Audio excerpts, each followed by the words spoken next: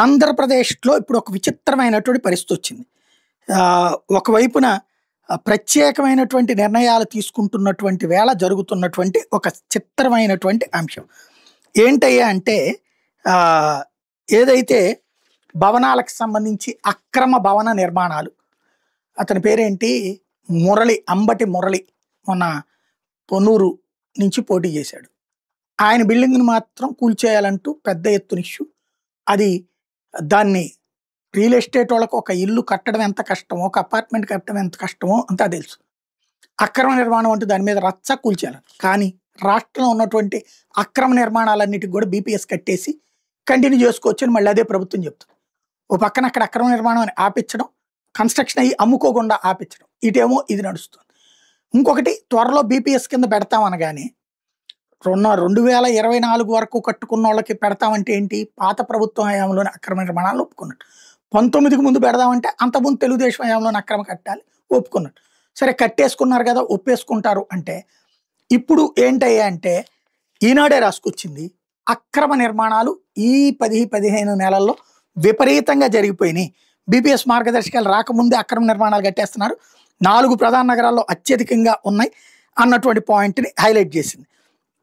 ఇక ప్రభుత్వం ఈ నెల 15 గెజిట్ నోటిఫికేషన్ ఇస్తే పథకం అమలుకి రాష్ట్ర పురపాలక పట్టాభివృద్ధి శాఖ త్వరలో మార్గదర్శకాలు విడుదల చేయనున్న నేపథ్యంలో 2025 ఆగస్టు 31కి ముందు ఉన్నటువంటి అనుమతులకు సంబంధించినట్టు అన్నిటి కూడా ఇచ్చేస్తారన్నటువంటి పేరుతో పాత డేట్తో వీళ్ళందరూ కూడా చేసేయడానికి రెడీ అవుతున్నారు అన్నటువంటి పాయింట్ని హైలైట్ చేసుకొచ్చింది.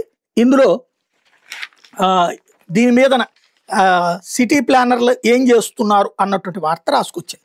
సిటీ ప్లానర్లు అసలు ప్రభుత్వం ప్రస్తుతం ఏ అధికారైనా తన పని తను చేయగలుగుతున్నాడా? చేయనిస్తున్నాం మనం. రాజ్యాంగబద్ధ పాలన కాకుండా రాజకీయ పాలన అని ప్రభుత్వమే చెప్పింది.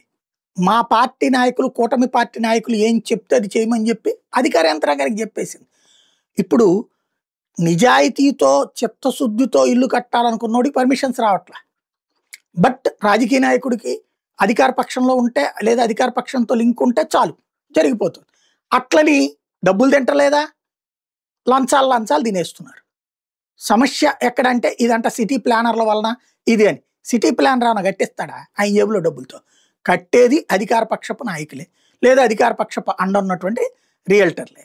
దాన్ని ఇప్పుడు ఈ పేరుతో చట్టబద్ధత చేసేస్తారు. ఎందుకని? ఒక అంటే ఇక్కడ ఇందులో వాళ్ళ తప్పు కూడా లేదు. బిల్డర్లు ఎందుకు చేస్తున్నారు ఈ పని? ఒక 10-15 అంతస్తుల 10 అంతస్తులు ఒక 5 అంతస్తులు ఓ 10 ఫ్లాట్లు ఒక అపార్ట్మెంట్ కట్టుతున్నాడు అనుకోండి ఎవరన్నా. అందులో ఒక ఫ్లాట్ వాల్యూ కరప్షన్కి సరిపోతుంది, లంచాలకు సరిపోతుంది. పైగా మళ్ళీ ఇంకా ఇబ్బందులు అయితే 2 ఫ్లాట్ల వాల్యూ వస్తుంది. ఇందులో మళ్ళీ సామాజిక వర్గ లెక్కలు ఉన్నాయి. నేను మొన్ననే చెప్పా తెనాల్లో జరుగుతున్నటువంటి విచిత్రమైనటువంటిది. 5 ఫ్లోర్లు ఒక వర్గానికి కట్టుకోవడానికి ఇస్తున్నారు. మిగతా వాళ్ళు 3 ఫ్లోర్లు 4 ఫ్లోర్లే కట్టుకోవాలంటున్నారు.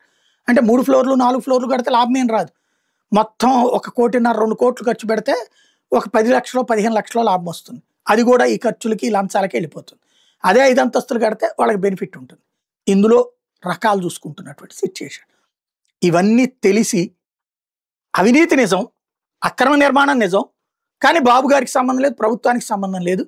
సిటీ ప్లానర్ల ఫెయిల్యూర్ అని రాయడం అన్నటువంటిది మనవాడు చేస్తే శృంగారం, ఎదురోడు చేస్తే విచారం. ఇదే వైసీపీ ఉండుంటే బ్యానర్ హెడ్డింగ్ వైసీపీ బిల్డర్ల అరాచకాలు లేదా వైసీపీ నేతల అకృత్యాలు అని రాసేవాళ్ళు. మనకి జర్నలిజం చచ్చిపోవడంతో, నీచ జర్నలిజం పతాక స్థాయి చేయడంతో ఈ ప్రమాదం పెరుగుతుంది.